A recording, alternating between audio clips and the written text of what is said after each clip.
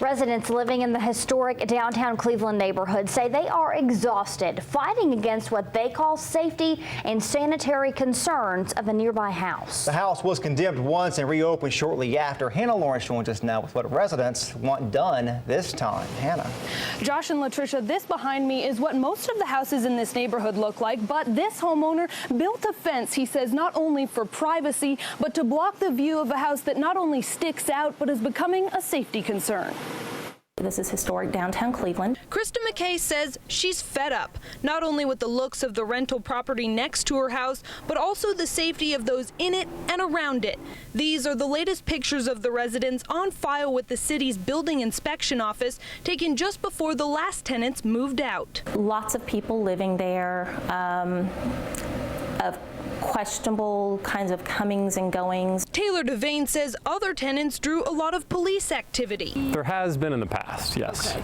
I didn't feel comfortable with my daughters being outside or walking to and from school alone. According to city records, the house was condemned in 2011, but after the owner made what McKay says were minor repairs, it reopened. Now the city is considering condemning the house again after the last renter filed a complaint before moving out. We can now start the process in a greater capacity than we could before. Building inspector Brian Turner says that complaint is what allowed inspectors to finally go inside the house for the first time. There's the appearance of what could be mold on many of the surfaces, so that's obviously a health issue that would require abatement.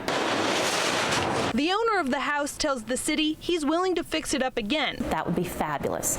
But I'm not very optimistic that will happen. I'm concerned that, again, some temporary Band-Aid fixes will be made and that we'll be in the same situation.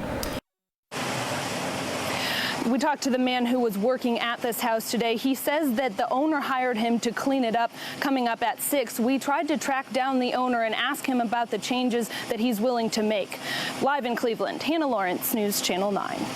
Hannah, thank you. The city says ordinance gives them authority for demolition if the repairs are going to be more than 50% of the building's value. If the homeowner decides to go through with the repairs, the city says it will most likely draw up a contract this time with a timeline of what exactly needs to be done.